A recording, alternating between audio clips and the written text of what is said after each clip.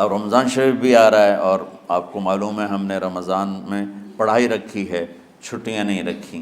جب میں نے حسنین شروع کیا 1999 میں، تو اللہ نے میرے دل میں یہ بات ڈالی کہ رمضان تو علم کا مہینہ ہے، انا انزلناہ فی لیلۃ القدر، اور چاروں آسمانی کتابیں رمضان میں اور سارے صحیفے رمضان میں۔ پتہ نہیں اللہ کو کیا پسند تھا اس مہینے کا۔ حضرت ابراہیم علیہ السلام پر چھوٹی کتابیں اتریں یکم رمضان کو، حضرت موسیٰ علیہ السلام پر تورات اتری 2 رمضان کو، حضرت داؤد علیہ السلام پر زبور اتری 6 رمضان کو، حضرت عیسیٰ علیہ السلام پر انجیل اتری 12 یا 18 رمضان کو، اور اللہ کے نبی پر قرآن اترا فی لیلۃ القدر، لیلۃ القدر میں اترا۔ تو سارا آسمانی علم رمضان میں اترا۔ سارے مہینوں کے نام عربوں نے رکھے، محرم، صفر، ربیع الاول، ربیع الثانی، جمادی الاولی، جمادی الثانی، رجب، شعبان، رمضان، شوال، ذوالقعدہ، ذوالحج۔ اس میں جو رمضان ہے یہ نام اللہ نے رکھا، باقی مہینوں کے نام تو رکھے عربوں نے۔ پھر ان کی زبان پہ اللہ لایا رمضان، چونکہ ابھی تو دنیا بھی نہیں بنی تھی اور اللہ نے قرآن کی تلاوت فرمائی تھی، تو اس قرآن میں تھا شہر رمضان الذی انزل فیہ القرآن۔ تو رمضان کا نام اللہ نے پہلے سے چن رکھا تھا، پھر ان سے رکھوا دیا۔ رمضان کہتے ہیں رمض یرمز، جل جانا، جل جانا۔ رمضان کو رمضان کیوں کہتے ہیں؟ کہ اس میں گناہ جل جاتے ہیں۔ مسلمان پہلا روزہ رکھتا ہے اور اس کے گناہ اللہ جلانا شروع کرتا ہے، اس کی بھوک پہ آس کی آگ میں گناہوں کو ڈالتا ہے، جلاتا ہے۔ آخر 29 رمضان یا 30 رمضان آخری رات اللہ تعالیٰ اس کی پچھلے سال کے سارے گناہ معاف فرما دیتا ہے۔ تو اس کو اس سے تشبیہ دی گئی کہ جیسے جلنے سے چیز ختم ہو جاتی ہے، رمضان کے روزے کی بھوک اور پیاس کی تپش سے اللہ تعالیٰ پچھلے سال کے سارے گناہوں کو معاف فرما دیتا۔ تو مجھے خیال آیا اس وقت جب ابھی بالکل کزرع اخرج شطأہ تھا، ہمارے مدرسے کی مثال کزرع اخرج شطأہ، دعا کرو اللہ تعالیٰ فاستغلظ فاستوى علی سوقہ سے بنا دے۔ امید تو ہے کہ کچھ شکل اللہ نے بنا دی، اللہ اسے پوری دنیا میں پھیلا دے۔ میری تو تمنا ہے کہ ایک ایسی مثبت سوچ کے علماء کے اللہ میرے ذریعے سے تیار کروا دے جو امت کو جوڑنے والے ہوں، توڑنے والے نہ ہوں۔ تو اللہ تعالیٰ آپ کو مثبت بنائے۔ رمضان میں چونکہ سارا علم اترا تو مجھے خیال آیا کہ ہمیں رمضان میں چھٹی کرنا تو ایک ایسی عادت ہے، کوئی سنت تو ہے نہیں، تو مجھے رمضان میں پڑھائی کروانی چاہیے، چاہے تھوڑی ہوگی۔ روزے کی بھوک بھی ستائے گی اور رات کے جاگنے کی وجہ سے نیند بھی ستائے گی، لیکن اس میں ایک لفظ سینکڑوں لفظوں پہ بھاری ہوگا، غیر رمضان۔ تو میں کراچی گیا اور مفتی تقی صاحب دامت برکاتہم سے سب سے پہلے جا کے مشورہ کیا کہ حضرت میں چاہتا ہوں کہ رمضان میں چھٹی نہ ہو، پڑھائی ہو۔ اس وقت رمضان سردیوں میں تھا، تو وہ بڑے خوش ہوئے، کہنے لگے یہ تو بہت اچھی بات ہے۔ وہ تو اتنے بڑے ہاتھی کے پاؤں میں سب کا پاؤں، اتنی بڑی ہستی نے، وہ صرف پاکستان کا سرمایہ نہیں پوری امت کا سرمایہ ہے۔ تو ان کی اس بولنے نے مجھے ہمت دے دی۔ تو پھر میں نے یہاں آ کر تو ہم نے رمضان میں سبق شروع، اس وقت ذرا میری ہمت تھی تو میں رات کو پڑھاتا بھی تھا، بیان بھی کرتا تھا۔ تو ہم نے رمضان میں شروع کی کہ یہ رحمتوں کا مہینہ، ہر چیز کی برکت کا مہینہ، ہر شے کی اللہ کی طرف سے فراوانی اس میں ہے، علم کی بھی، ہدایت کی بھی، رزق کی بھی۔ غریب سے غریب آدمی بھی سموسے بنا کے بیٹھا ہوتا ہے، پکوڑے بنا کے بیٹھا ہوتا ہے، اور دسترخوان پہ ایک کی بجائے 3 چیزیں پڑی ہوتی ہیں۔ چاہے رمضان کے بعد سب کے پیٹ خراب ہوں، ایک باری تک کھانے دی تباہی پھیر دیں، روزے کا مقصد ہی فوت ہو جاتا ہے۔ روزہ تو ہوتا ہے بھوک کے لیے، پر وہ اتنا کھاتے ہیں کہ سحری کا کھانا افطاری تک ہضم نہیں ہوتا، اور افطاری کا کھانا سحری تک ہضم نہیں ہوتا، پر نہ تن کا ہی کھاونا ہے۔ کہتا بھوک نہ لگے، بھوک نہ لگے۔ وہ بھوک لگنے کے لیے تو روزہ ہے کہ ایک تو یہ جسم کو صاف کرتا ہے، دوسرا غریبوں کی غربت کا احساس پیدا کرتا ہے کہ جو بھوک تو آج برداشت کرتا ہے، غریب روزانہ یہ بھوک برداشت کرتا ہے۔ تو اللہ کے غریب بندوں کی خدمت کر، ان تک اپنے مال پہنچا، اپنا اللہ نے دیا ہے تو ان کو بھی اس میں شریک کر، قبر میں لے جائے گا۔ تو اللہ تعالیٰ نے میرے دل میں یہ ڈالا تو ہم نے تعلیم رمضان میں شروع کی، کیونکہ قرآن رمضان میں اترا، انجیل رمضان میں اتری، زبور رمضان میں اتری، تورات رمضان میں اتری، تو پھر اللہ نے اس مہینے کا نام خود رکھا شہر رمضان، شہر رمضان۔ اس میں شب قدر رکھی، اس میں رات کی ایک نماز۔ اچھا، پہلی امتوں پہ روزہ فرض تھا افطاری سے افطاری، افطاری سے افطاری، بہت شدید تھا، 24 گھنٹے کا روزہ۔ بس افطاری کے بعد آنکھ لگ جاتی تو روزہ اگلا شروع ہو جاتا تھا۔ تو ہم پر بھی پہلے ایسے ہی روزہ اترا، افطاری سے افطاری۔ تو ابن سرمہ رضی اللہ تعالی عنہ اونٹ چرانے والے تھے، وہ شام کو لوٹے تو بیوی سے پوچھا کوئی افطاری کا سامان ہے؟ انہوں نے کہا ہے تو نہیں، میں کہیں سے لے آتی ہوں۔ وہ گئیں افطاری کا کوئی سامان لینے، ان کو تھوڑی دیر ہو گئی اور ان کی آنکھ لگ گئی، تھکے ہوئے تھے، سورج ڈوب گیا۔ جب وہ آئیں تو ان کا ہائے سرمہ تو ہلاک ہو گیا۔ کہ کیا ہوا؟ کہ اگلا روزہ شروع ہو گیا کیونکہ تیری آنکھ لگ گئی۔ تو انہوں نے کہا چلو کوئی بات نہیں، لیکن ظہر کے وقت بے ہوش ہو گئے۔ ایک روایت میں آتا ہے نماز پڑھنے آئے اور گر گئے، اور ایک میں آتا ہے گھر میں بے ہوش ہوئے۔ تو جو بھی صورتحال تھی اللہ کے نبی کو پتہ چلا۔ کیا ہوا سرمہ کو؟ کہا جی وہ افطاری کر نہیں سکے تو روزہ شروع ہو گیا تو بے ہوش ہو گئے۔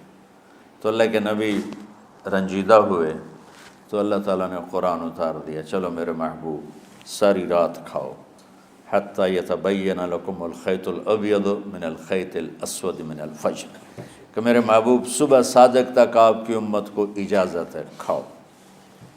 پہلی امتوں پر افطاری سے افطاری، لیکن ان کی نماز تراویح نہیں تھی۔ تو ہمیں اللہ تعالیٰ نے دیا سحری تک، پوری رات۔ اچھا، ایک صحابی آئے، یا رسول اللہ میں تو مارا گیا۔ آپ نے کہا کیا ہوا؟ کہا میرا روزہ تھا، میں بیوی کے پاس چلا گیا۔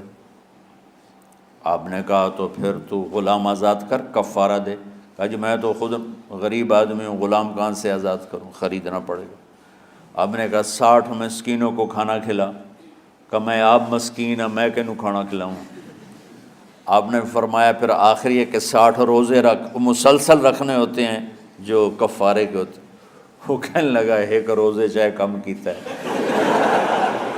60 روزے اج میں کی کروں گا؟ تو آپ نے فرمایا اچھا ٹھیک ہے بیٹھ جا۔ بیٹھ گئے۔ تھوڑی دیر ہوئی تو ایک انصاری صحابی کھجوروں کا ٹوکرا لے کر آیا کہ یا رسول اللہ یہ صدقے کی کھجوریں ہیں، تقسیم فرما دیں۔ تو آپ نے فرمایا بھائی وہ کدھر ہو؟ کہا جی بیٹھا ہوں۔ آپ نے کہا ادھر آ، یہ کھجوریں لے جا اور 60 گھروں میں تقسیم کر دے۔ سبحان اللہ، اللہ نے اس امت کو لاڈ لڈائے ہیں، یہ اللہ کی لاڈلی امت۔ عجیب واقعہ یہ، کہنے لگا یا رسول اللہ، اللہ کی قسم مدینے میں مجھ سے غریب کوئی نہیں، آپ ایسا کرو یہ میرا کفارہ مجھے ہی صدقہ کر دو۔ تو آپ اتنا ہنسے کہ یہ آخری دانت نظر آنے لگے۔ بہت کم ایسا ہوتا تھا فَضَحِكَ حَتَّى بَدَتْ نَوَاجِذُهُ، ایسا ہنسنا آپ کبھی کبھی ہنستے تھے کہ آخری دانت پورا منہ کھل جائے۔ تو آپ اتنا ہنسے کہ آخری دانت تک نظر آنے لگے۔ تو آپ نے کہا اچھا جا لے جا تیرے واسطے، لیکن یہ صرف تیرے لیے اور کسی کے لیے نہیں ہے۔ تو جب ایسی خیانت ہوئی تو اللہ تعالیٰ نے دوسرا حکم بھی اتار دیا کہ باشروہن، کہ تمہارے لیے بیوی بھی حلال ہے، کھانا بھی حلال ہے جب تک صبح صادق نہیں ہو جاتی۔ لیکن اللہ نے ہمیں ایک نماز عطا فرما دی جس کو ہم آج صلاۃ التراویح کہتے ہیں۔ میرے نبی کے زمانے میں اسے قیام اللیل کہا جاتا تھا۔ تو اللہ نے ہمیں رات کی نماز عطا فرمائی، اور چونکہ یہ ایک مشقت ہے تو میرے نبی نے کہا یہ رات کی نماز کے ہر سجدے پر 1500 نیکی لکھی جاتی، 1500 نیکی لکھی جاتی، اور اللہ تعالیٰ ہر سجدے پر جنت میں ایک محل بناتا ہے جس کے 60,000 سونے چاندی کے دروازے ہوتے ہیں، اور ایک درخت اس کے لیے لگاتا ہے جس کے نیچے 100 سال گھوڑا دوڑ سکتا ہے۔ تو رمضان کا اہتمام آپ رجب سے شروع فرما دیتے تھے۔ میرے نبی نے 9 رمضان دیکھے، 9 رمضان اپنی زندگی میں، 9 رمضان۔ 10ویں رمضان سے پہلے آپ اللہ کے پاس تشریف لے گئے۔ آپ کی زندگی میں روزے فرض ہونے سے آپ کی وفات تک 9 رمضان گزرے، اور میں قربان جاؤں اپنے نبی پر، اپنی امت پہ کیسی شفقت تھی۔ آپ سحری کھاتے تھے بالکل آخری وقت، ادھر بلال اذان دے رہا ہے اور ادھر آپ آخری لقمہ کھا رہے ہیں، اور ادھر سورج نیچے ہوا اور آپ کھجور منہ میں۔ ایک آدمی اوپر کھڑا ہوتا تھا مدینے میں تو وہ چھت پہ، گھر کی چھت پہ کھڑا ہوتا تھا، سفر میں ہے تو وہ کسی پہاڑی پہ کھڑا ہوتا تھا۔ جو ہی سورج کا کنارہ نیچے جاتا اب فوراً وہ کہتا یا رسول اللہ قد غربت، تو آپ کھجور منہ میں ڈال لیتے تھے، یا پانی، کبھی پانی سے افطار فرماتے تھے، کبھی کھجور سے افطار فرماتے تھے، کہ میری امت پہ بھوک کا وقت کم سے کم آئے۔ آج کل جو یہ ہمارے افطاری کے اوقات ہیں نا، یہ سورج ڈوبنے کے بھی 2-2.5 منٹ بعد کے ہیں کہ احتیاطاً، ٹھیک ہے چلو احتیاط کر لو کوئی مسئلہ نہیں، لیکن اصل ہے ادھر چونکہ اب سورج ہمیں نظر ہی نہیں آتا ہے، اس طرح ہم گھرے ہوئے ہیں شہروں میں، دیہاتوں میں بھی اب اس طرح کا ماحول ہے کہ وہ نظر نہیں آتا ہے، تو بہتر کہ ادھر سورج غائب ہو ادھر لقمہ منہ میں جائے۔ لیکن یہ تب ہے جب آپ نظر آ رہا ہو۔ اب جب آپ یہاں بیٹھے ہو حسنین میں تو یہاں تو کوئی سورج نظر نہیں آئے گا، یہاں تو مینار ہی نظر آئے گا، تو لہٰذا احتیاط ٹھیک۔ ہمارے اہل حدیث بھائی وہ 2 منٹ پہلے ہم سے افطار کرتے ہیں، تو بڑی اچھی بات ہے کہ سورج کے غروب ہونے کا جو اصل وقت ہے اس کے ساتھ ہی افطار کرنا۔ اور سحری میں ایک واقعہ سناتا ہوں، آپ سحری کھا رہے تھے، بکرے کی سری پکی ہوئی تھی، تو مولا علی رضی اللہ تعالیٰ عنہ اور عرباض بن ساریہ رضی اللہ تعالیٰ عنہ آپ کے ساتھ کھانا کھا رہے تھے، تو حضرت بلال آئے، یا رسول اللہ وقت ختم ہو گیا ہے، میں اذان دینے جا رہا ہوں، آپ برائے مہربانی کھانا پینا بند کریں، اور یہ کہہ کر چلے گئے۔ چھت، ایک انصاری عورت تھی، اس کے گھر کی چھت پہ چڑھ کے اذان دیتے تھے، چڑھنے لگے تو پھر واپس آئے کہ دیکھوں اللہ کے نبی نے کھانا چھوڑ دیا یا نہیں، آگے دیکھا تو وہ کھا رہے تھے، انہوں نے کہا یا رسول اللہ واللہ لقد اصبحت، یا رسول اللہ اللہ کی قسم سحری کا وقت ختم ہو گیا، صبح ہو گئی۔ تو آپ نے ہاتھ پیچھے کر لیا، کہہ رہے تیرا بھلا ہو بلال، ابھی وقت باقی تھا، تیرے قسم کھانے پر اللہ نے اس کو پہلے نکال دیا کہ تیری قسم کہیں جھوٹی نہ پڑ جائے۔ تو حضرت علی نے فرمایا کہ اگر بلال قسم نہ کھاتے تو جب تک میرے نبی کھاتے رہتے صبح صادق نہیں ہونی تھی، تو بالکل آخری وقت میں آپ کھاتے تھے تاکہ کم سے کم وقت امت پہ بھوک کا آئے۔ تو اللہ تعالیٰ آپ کے علم میں برکت دے۔ رمضان علم کا مہینہ ہے، سونے کا نہیں ہے، کھانے کا نہیں ہے، سموسے پکوڑے کا نہیں ہے، رمضان علم کا مہینہ، شب قدر اس میں ہے، اللہ کا عرش پہلے آسمانوں پر ہے، سارا دن ساری رات اللہ کے اعلان ہو رہے ہیں، کوئی بخشش چاہنے والا، کوئی معافی چاہنے والا، کوئی رزق چاہنے والا، کوئی ہدایت چاہنے والا، کوئی شفا چاہنے والا، اور فرشتوں کے اعلان ہو رہے ہیں، بھلائی کرنے والے آگے بڑھ، برائی کرنے والے بس کر دے۔ تو جو رحمت رمضان میں، میرے نبی نے فرمایا اگر میری امت کو پتہ چل جائے کہ رمضان کیا ہے تو یہ تمنا کریں گے کہ کاش سارا سال ہی رمضان ہوتا۔ تو بچوں، آپ خوش قسمت ہیں کہ آپ کا جو رمضان ہے وہ علم کی طلب میں ہے۔